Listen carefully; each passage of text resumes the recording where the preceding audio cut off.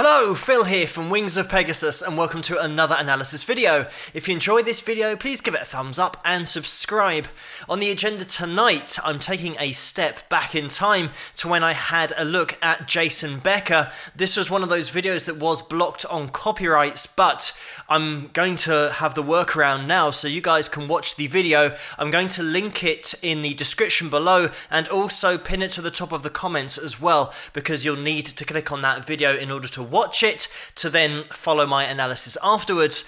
And just as a footnote, I think Jason's story, even if you're not into the style of playing or the music, is one of those stories that you really have to listen to because it is so inspiring. Jason as a player, as a musician, and just as a person overall is definitely worth your time watching. So head down to the link in the description below, and also it's going to be pinned in the comments like I said, and resume this video once you've watched Jason in action. Right, so as you can see from Jason, the fact that he was just amazingly technically gifted, and the fact that he's playing with a yo-yo as well at the same time as doing the hammer-ons and pull-offs in the beginning of that show-off section. And Jason is just one of those players that we never really got to know exactly how far he would take his playing. Let's put this in perspective. Jason released his first album age 16 and age 17. This would have been around maybe 18, 19 years old, and then he played with David Lee Roth when he was 20. All those guys that spent so long working on technique to get their speed up to an impressive level, Jason absolutely had that so young at age 16, 17, probably in his early teens. So he just had a natural affinity for playing fast, playing accurately, and he's just got everything in his playing. I know that this is a show-off section, so it's going to be lots of fast playing, all hitting you in the face all the time. But the thing about Jason's story is, if you don't know it, check out the documentary 2012, I think it came out, called Not Dead Yet. When he was age 20, still right at the beginning of his career, remember that this would have been before that, so he's already melting faces. He was diagnosed with ALS, which is motor neuron disease, which gradually takes your ability to control your muscles kind of one by one. It's one of those really nasty diseases, and Jason unfortunately got diagnosed with that when he was 20, and he was working with David Lee Roth at the time on an album. So when he did get diagnosed with that, he started becoming weaker, had to use lighter gauge strings as well because he didn't have the strength to play as much anymore, and it just gradually took away his ability to play the guitar. And it is so sad that Jason had a passion for playing the guitar and has put in so much work at this stage so early on, and then he's just been literally cut in his tracks by this disease that is the worst thing that could happen. The fact that it just takes away his ability to play, to express himself through an instrument. And the most amazing thing about Jason's story is the inspiration. The fact that in, I think, the early 90s, he then lost the ability to speak, basically lost the ability to do everything, control every muscle. So now he actually has still got control of his eyes, so he can communicate using a system that his dad invented, so that he can use his eyes to communicate. Not only that, but he is still writing. He's still writing music, indicating with his eyes exactly what he wants where and how the pieces should go. Bear in mind that when he was diagnosed at the age of 20, I think it was 1990, around that time, he was given 3 to 5 years to live, but he's still going now. He's still writing. He's still got that passion for music and that drive. You can imagine anybody else would have given up, just given up on life, because your main focus for the whole of your life has now been taken away from you. But Jason is such an inspiration.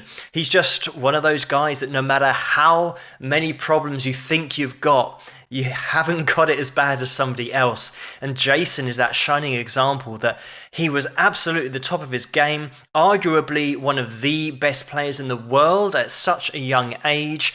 Also voted, I think in Guitarist magazine, the actual year that he got diagnosed, he was voted as the best young guitarist coming through. So he really had everything to live for, to work for, to keep practicing, because he would have absolutely got to a level I don't think anybody else would have been able to get to. I haven't seen anybody this technically proficient at such a young age, playing with a yo-yo and still getting those hammer-ons pull-offs and going through the speed of the scales that he was. And when you compare his playing at this age to other guys around at the time, we're talking mid to late 80s here. So around the same time that Van Halen was kicking around and George Lynch and these other guys that were more technically advanced, Malmsteen as well. If a player starts playing age 5 and they put in 10 years of really solid practice, I know it sounds stupid to say a 5-year-old putting in dedicated practice, but by the time they get to 15, 16 or 17, they have got that technical proficiency down and they are impressive at that age. But there's always something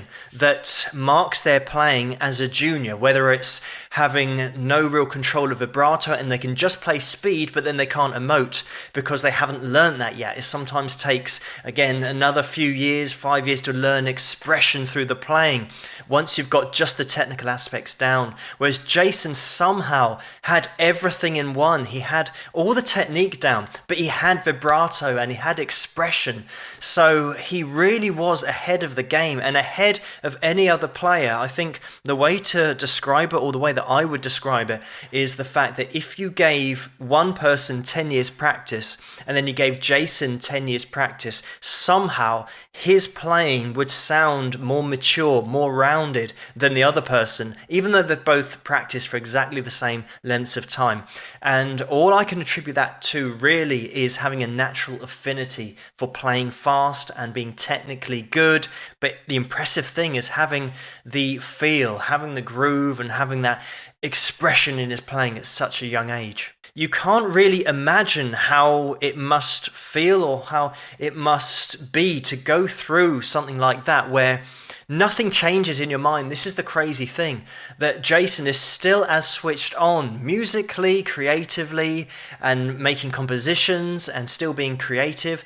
But the body just doesn't do anything anymore. You can't control anything, but the mind stays exactly as sharp as it was when he was in this video. When he was 17, 18, 19 years old, the mind doesn't change. So to even imagine that is so difficult, that you're literally sat there and you can't move, but you want to speak, but you can't control your speech or anything. And yeah, it's just really debilitating and very depressing to think about. But again, what an inspiration Jason is. And just Jason's playing and where it was. I know that I haven't said a lot about his playing because of the other side of his story, but his playing, alternate picking, absolutely, grade A. You're not going to get any better than that. Economy picking, sweeping as well. He does a lot of sweeping. And bear in mind here, he's not sitting down. He's playing with a yo-yo at the beginning, but he's not sitting down during these sweeping periods. He's actually moving around quite a lot. So he's got so much room for error there that he's so confident with these sweeps. He's sliding up to those, 15th fret, 17th fret, 19th fret and higher, so accurate with those slides. There's nothing in this show or video where you could say he's ignored that particular technique because it really stands out as being not as clean or not as accurate as the other techniques. So Jason's absolutely got everything nailed down, and the fact that he's just throwing it away like it's nothing, but the amount of time it must take to get this down.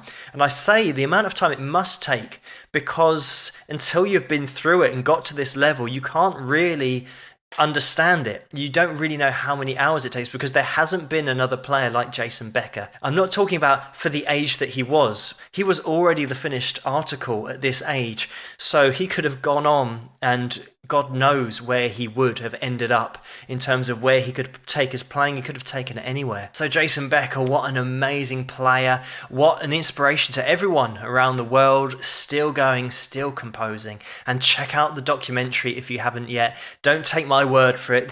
Got Steve Vai on there. There's loads of Marty Friedman that he worked with, obviously. Loads of guitarists. I'm not going to name them all now, but loads of guitarists that absolutely share the sentiment that Jason was absolutely out of this world at such a young age. And to see where he would have ended up, I think nobody could have predicted it because he was so good at such a young age. But thank you so much for suggesting this video for me to take a look at, and keep those suggestions coming in the comments below. Let me know what you guys think, and if you like this video, please give it a thumbs up and subscribe, and I'll see you guys at the next one. Rock!